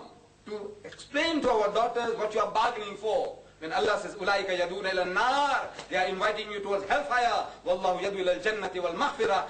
Whereas Allah is inviting to His Jannah and His maghfirah. Why you leave that and go towards Jahannam? Let them see. One picture is worth 10,000 words. Not the time when she's running away, then he says, no, he's a mushrik. That's the only time you say he's a mushrik. So she said, what is that, Daddy? Explain to her. What is mushrik? So he's not circumcised. So he said, what difference does that make? Explain to her. Your daughter. Maybe she's carrying his baby now. Is that the time to talk? Show them what it is. This is it. Islam has freed you. Where are you going back? The next one. Next few people. Subramani. The south of southern India. 4 hands, 2 wives. And you go further, another one. Oh, the gods and the goddesses, of my ancestors. Sure. I've got some pictures here. I hope, the timid don't get terrified or horrified. Look at this. This is Kalima. Look at that. Chain of skulls. Look at this. This is Kalima, our goddess of our forefathers. This is Krishna, Gopalan Krishna. Means cowherd Krishna. The cowboy Krishna.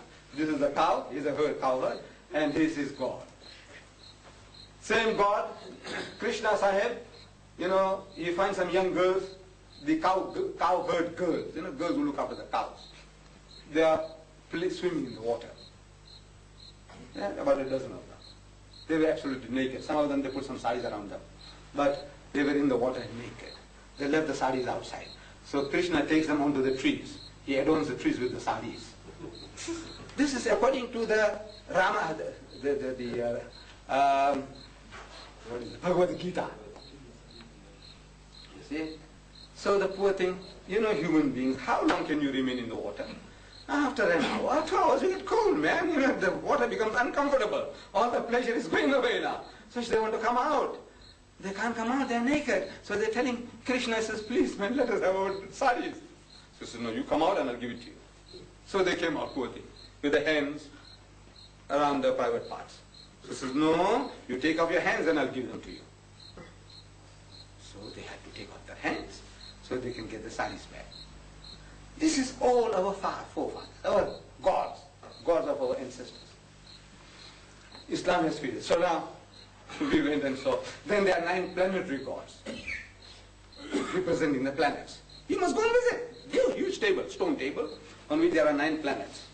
And if a husband is sick, then the wife will go for 9 consecutive Saturdays with burning camphor, going around, offering coconuts, fruit, money, and in 9 weeks' time the husband will get well. And the credit goes to the gods. I'm asking, how many times were you sick for 9 weeks in your life? You. How many weeks were you sick in your life? 9 weeks? Man, nature takes its course. The man gets cured and the credit goes to the gods, and the priest eat the fruits and take the money. So when everything was over, I'm coming out, tying our shoelaces again, once more. So I'm asking, I said, now, you know, what we saw here, either this is right, or when God spoke to Moses, as we read in the Bible, God says, I shall have no graven images before me, not even of the likeness of the things on earth, or in the heavens above, or in the waters beneath the sea, for my name is jealous and I'm a jealous God. I have nothing before me. Either Moses was right, or this is right. I'm asking, who is right? He said, no, Moses is right. I said, if Moses is right, then this is wrong. He said, yes. I said, they're not the same. He says, no. Right. There's a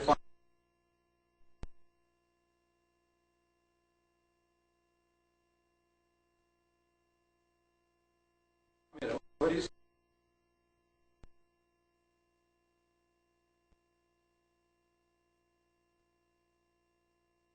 That?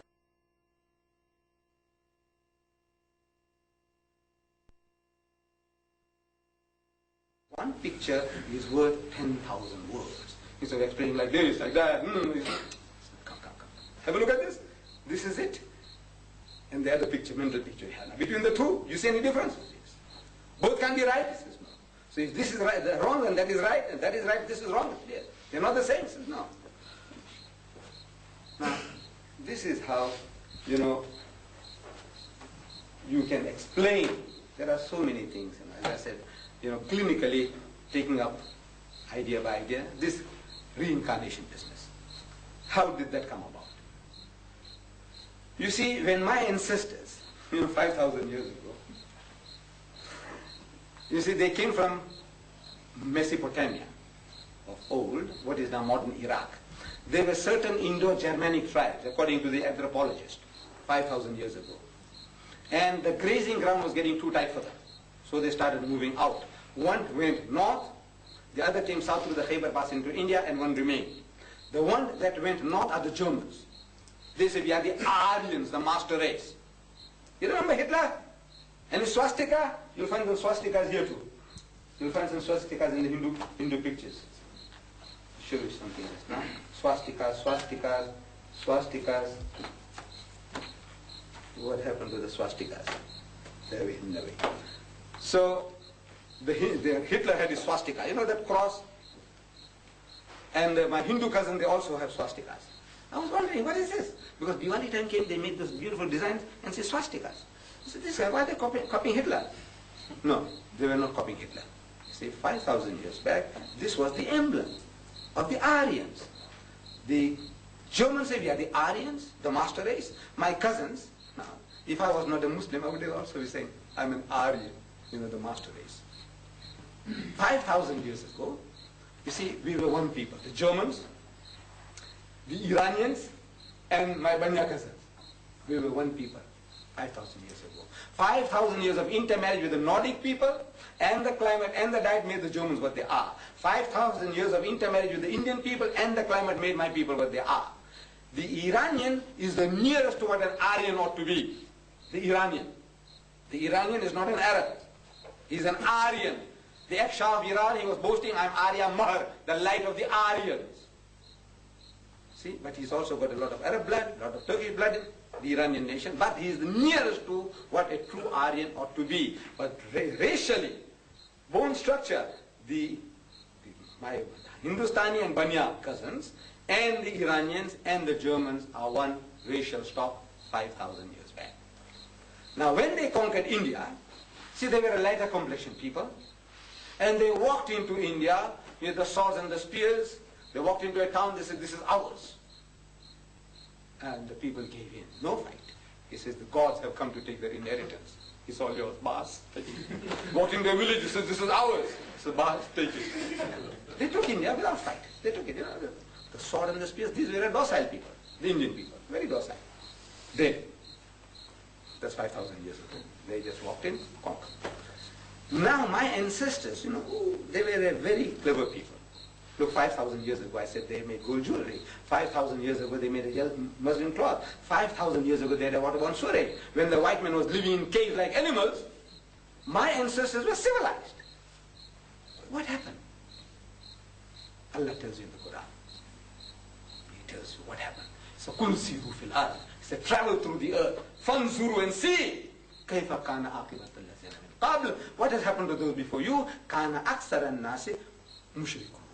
Another place, again, Kul siru fil ard. He said, kana aksaran nasi munkirun. Kana aksaran nasi kafirun. Again and again Allah says, go and travel through the earth and see. What has happened to those before you? Most of them were mushriks. Most of them were unbelievers, kafirs. Most of them were ungrateful wretches. So, see what happened to them. Learn a lesson from them.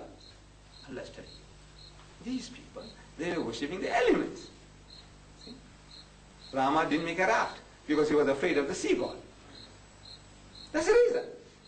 He knew that they would float. But he said, you know, the sea god might get angry. So, he says, no, slowly we'll put, you know, rocks into the water. You know, the sea god can still slip away. And then took them 12 years and they crossed. See, India is such a civilized nation, they couldn't cross to Mombasa. You know that? They didn't cross to Mombasa. But the Arabs came, and the Portuguese came, and the French came, and the British came and conquered our land. Right? They were not afraid of the sea god. My cousins, they were afraid of the sea. Look, they were mushriks, worshipping the elements. This is the reason. But highly intelligent people. So they said, look man, India is a land of teeming millions, even then, compared to themselves. They were perhaps 10,000 men, women and children. But because they were fighting people, they conquered the land. Now what to do? They had the sense to know what Jesus Christ only said 2,000 years ago. He told his people in the Garden of Gethsemane that he who lives by the sword shall die by the sword. Means if force of arm is the thing that justifies your existence, by force of arm somebody is going to do away with you. This is not a means for justifying power or anything. See, my Hindu ancestors, they knew this 5,000 years ago. So they said, you know, we must weave an intellectual bondage around these people, the Indians. Physical bondage, because it is visible. Once you realize what it is, you can easily break it. Like in Mozambique. 500 years the Portuguese ruled Mozambique. When the African came to realize, the Mozambican, so what makes this guy to rule us? He's not stronger than us. He's not more than us. They say, it's his technology. It's his gun. So, well, we must also get the gun. They say, no, they won't let us have it. So China say, we will let you have it. Russia say, we will let you have it. They had their own reasons. So what the Portuguese had for 500 years, they lost in 10 years. Once you know what it is that's subjugating you, once you see the shackles, the bondage, you know how to break it. Physical bondage, because it is visible, it is more easily broken. My ancestors, they wove an intellectual bondage. Intellectually, when you enslave a man, he's happy in his enslavement. So they saw the people in India, these South Indians, the Tamils and the Telugus, the natives of the land, they're worshipping Siva. Siva.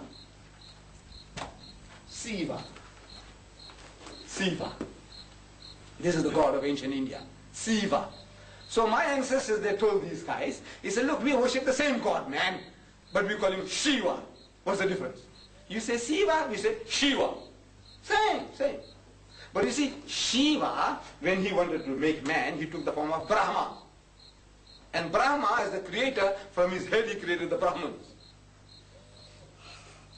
From his arms he created the Rajputs, the warrior caste. From his stomach he created the merchants and the farmers. And from his feet he created the untouchables, you, teeming millions of India. You are to be the hewers of wood and the drawers of water. You must carry our shit buckets. You must bury our dead animals. You must become our shoemakers and our barbers. That's your privilege. And if you do that job well, in the next life, you have a chance of becoming a farmer or a merchant. And if you're a good farmer and a good merchant, in the next life you become a Rajput, the warrior caste. And if you become a good Rajput, in the next life you become a Brahman. Once you are a Brahman, you don't have to be reborn. You see, from there you merge with God. You get nirvana. You become one with God and you rule the universe. Beautiful song. It worked. 4,000 years.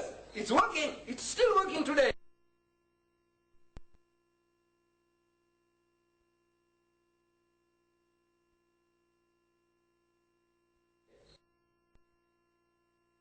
Intellectually you enslave people.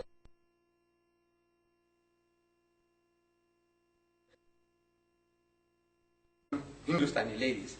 From the way they are attired, I can say they are Hindustanis. I can't describe it, but I know. When I see a Hindustani and a Tamil, I know this is Hindustani, this is Tamil. There's something about them, the way they wear the sari.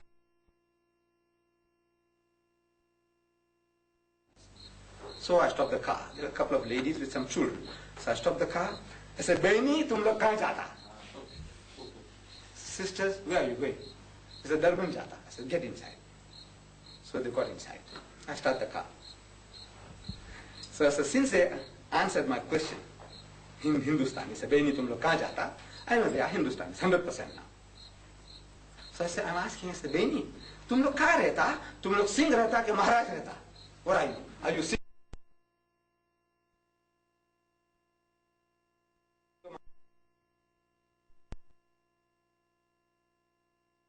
I said, tum kahan rehta? What are you then? You are neither fish nor fowl, what are you? He said, hum log ahir rehta, ahir. You know, the untouchables among the Hindustanis. Ahir is a low caste among the Hindustani people. So I said, Behni, this is all bloody rubbish. You know, my forefathers, they created all this to enslave you people. Right? There is no truth in it. They were fighting tooth and nail against me. They said, nahi, Malik ne humko aisa banaya. This is the beauty of an intellectual bondage. You see, when you want to free the slave doesn't want to be free. That's how clever my forefathers were. So they invented all these things to enslave the people, to rule the people better. And they did a beautiful job. What they went out to do, they did it. But now it is our duty to free them from this bondages. The Christian is making inroads into the community. The guy is free for all. See?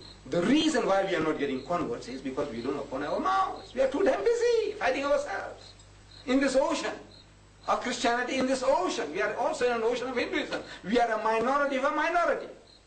But we are not interested in propagating the faith. And the punishment for that is there for you to see. It's a punishment of Allah. Allah doesn't come down from the heaven with a whip in his hand. "Ye khabis log kyun tum kaam nahi karta?" The thing that you value most, your daughters. The daughters are going up. Wholesale. Says, we are busy. Says, look, hamara kuch khud ka ठिकाना nahi hai. That is what the people are saying. Look at that. We are not perfect. I'm asking, when will you be perfect, my son? My boy, you tell me. Huh? I said, go and ask the greatest alim you know. Ask him whether he's perfect. Whether he's perfect. If he said yes, I say he's shaitan, big shaitan. If the man says yes, I'm perfect, I say he's big shaitan. The great man in humility says, no, I'm a bahut gunahgar hu. May Allah have mercy on me. Pray for me. This is every man, good man will tell you that. So when will you be perfect? When will you open your mouth? In the meantime, the enemy is going to wait for you. Is he waiting? Look at the example of our Nabi Kareem and the Ashabas. They give you examples. The very people who are stopping you from doing propagation, they give you beautiful examples. But they can't see the natural consequence of that example they are giving. I am listening in the Westgate Mosque. A great man from India is giving this beautiful example.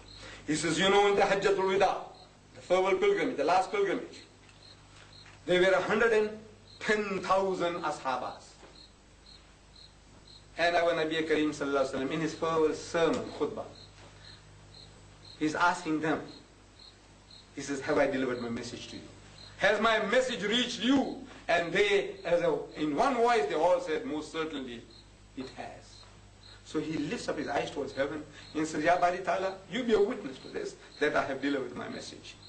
And you, my brethren, that are present here, pass this message to those who are absent, who are not here.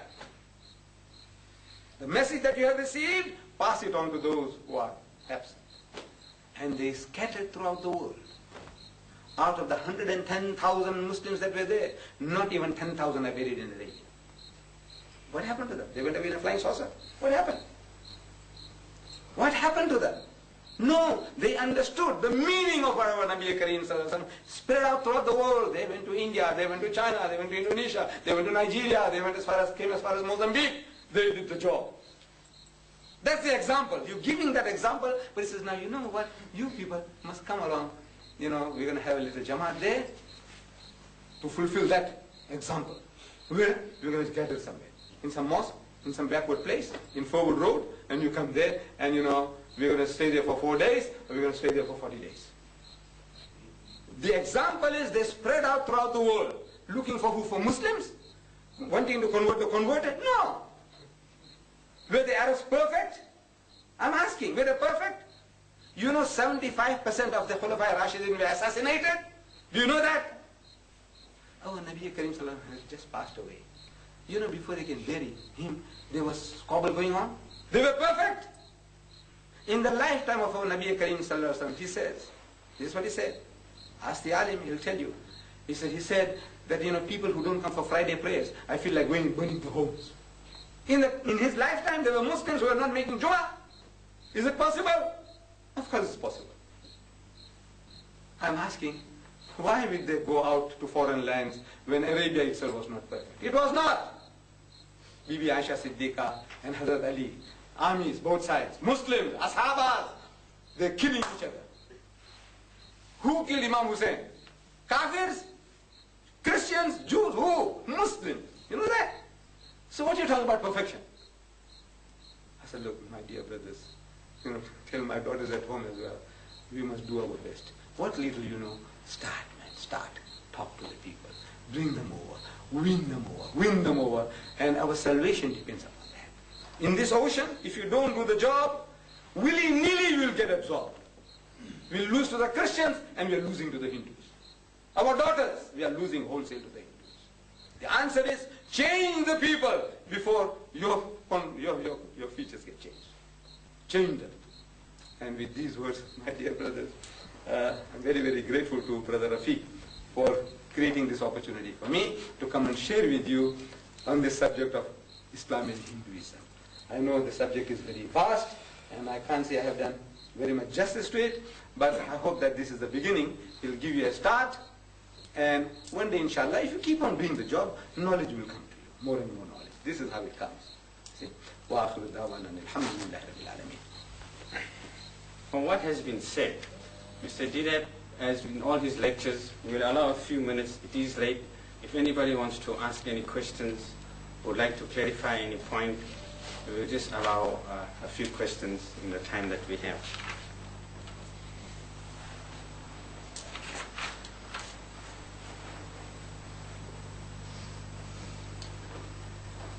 They all converted. Maybe just let the ball rolling. Is it possible that Rama and Krishna, though they may have been transformed into gods, could have been maybe prophets at that time sent by Allah subhanahu wa ta'ala?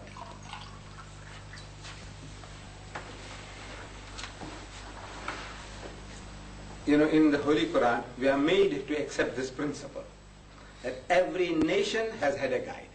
وَإِن مِّنْ أُمَّةٍ إِلَّا خَلَا فِيهَا نَذِيرٌ. And there never was a people without a warner, means a prophet, being sent among them. And again in the Holy Quran, وَلِكُلِّ قَوْمٍ حَادٍ, and to every nation a guide. This is His law.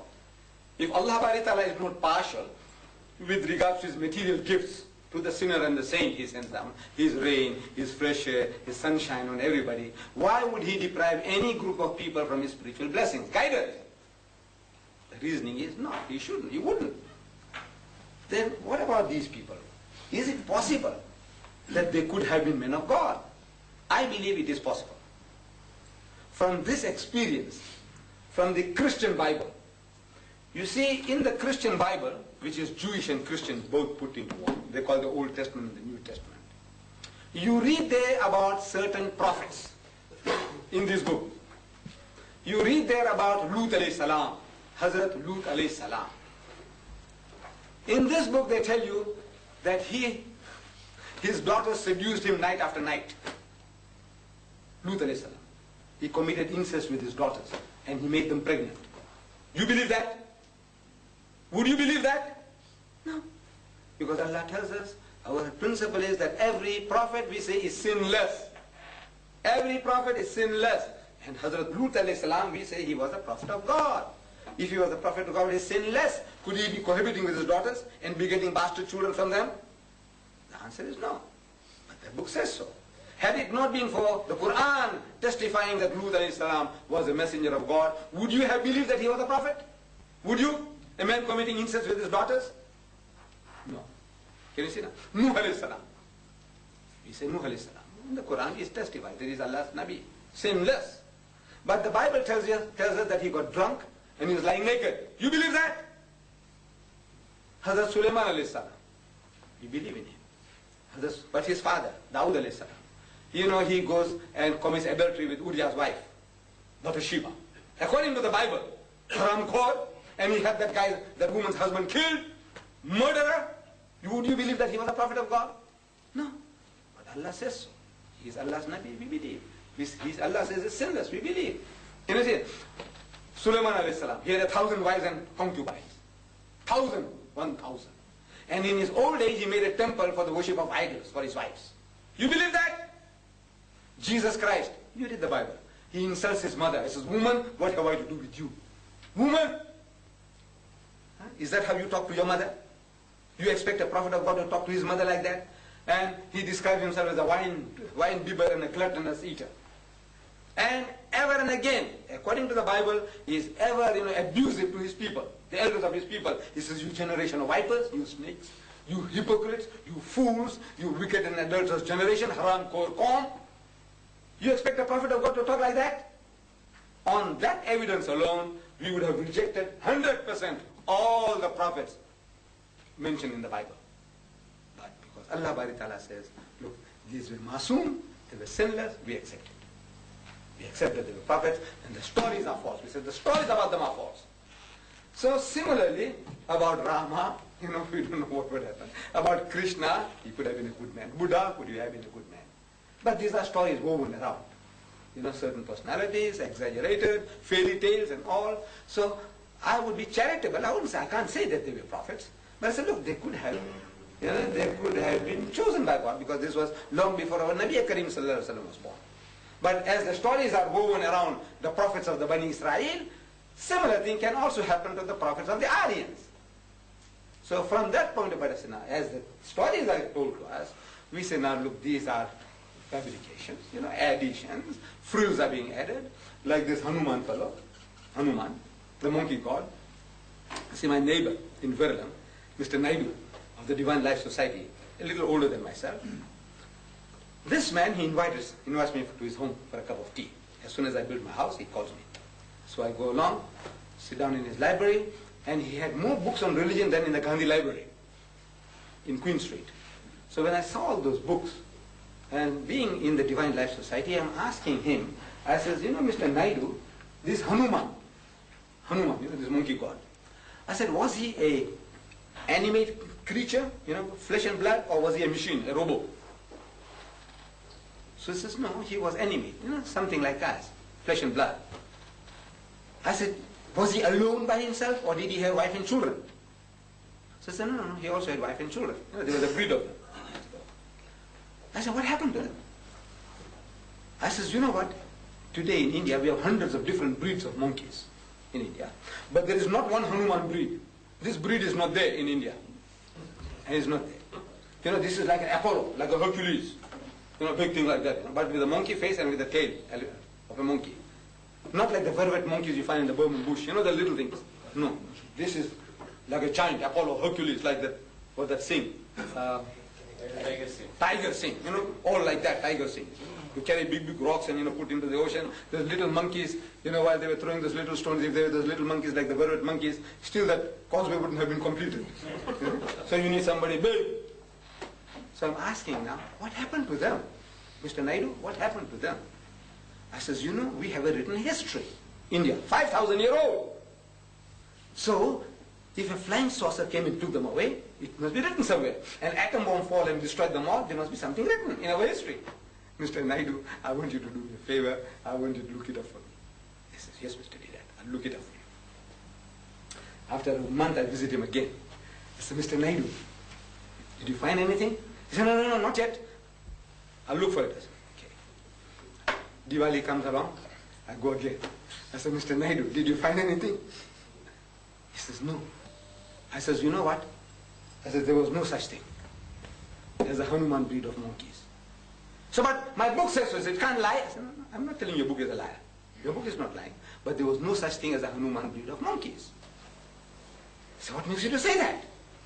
I said, you see, if there was such a thing, they would be in the front of our eyes all the time that these are the monkey gods that help our God. Again and again, every time you see, you say, Salam, he helped our God. This guy's retrieved our wife, God's wife. You can never forget. Every time you see them, you say, these are the benefactors of our God. But there's no such thing. You know why? Because there was no such thing. But what about my book? I said, no, your book is not lying. I said, you see, I am an Aryan, my nation. We are the Aryan nation. As Muslims, this is rubbish. It comes from nothing. But to him, I said, look, my nation is an Aryan nation, the master race. And we were looking down upon your people as Vanaras. Vanaras means monkeys. Like the Afrikaner. He calls the African Babujan. So what is Babujan? Babujan means baboon. What is baboon means monkey. You ask him who's doing his gardening for you, he says the Babujan. So who's working in the mines for you, he says the Babujan. But he's talking about the poor African. He's not Babujan. Similarly, we were calling you people Vanaras. Vanaras mean Vandaras. Vandaras mean monkeys. You see? So Rama goes to one of your people, nice people, kind-hearted people, one of your chiefs, your Nkosi. You know, your Nkosi, like Nkosi Buthelezi. He says, your Nkosi. He says, look, man, my father kicked me out of my kingdom, and somebody stole my wife. I want you to help me. Oh, so he's happy. He said, look, you give me a helping, and I'll also do that. So he takes his troop of monkeys, and they build a causeway. Right. And they go and get themselves killed, and they did the job. They retrieved Sita. Right. But now, in the mind of Rama, he says he's made a monkey out of the guy. They had their own food. They slaved for 12 years, free of charge. For nothing. They did it. You know, they're such good people, the Tamils and the Telugus. They did the job. So in the minds of the arrogant fellow, he said, we made monkey out of this fellow. Right? We used them and he did for nothing, everything. His food, his labor, everything. He did the job. And when he went into battle, so many got killed. For what? For a foreign race. So he said, we made monkeys out of them. So that's what the wise man wrote. He says, these Vanaras, these monkeys, these Babujans, you know, the king among them, Hanuman, he was like this and like that, and he did, and he brought his people, and they worked like lightning. So now the artist, there were no photographers there, so the artist now, he says, man, they were Vanaras. But, you know, little Vanaras, like the one in Burman bush, they can't build a causeway, so you must give them a big build. Tiger Singh size, everybody. Right? Then he said, but he was a Vanara, so they make a monkey face. And he says, a Vanara, so they give him a tail. But there was no, I said, you know, that Vanara, that Hanuman is you. You. You.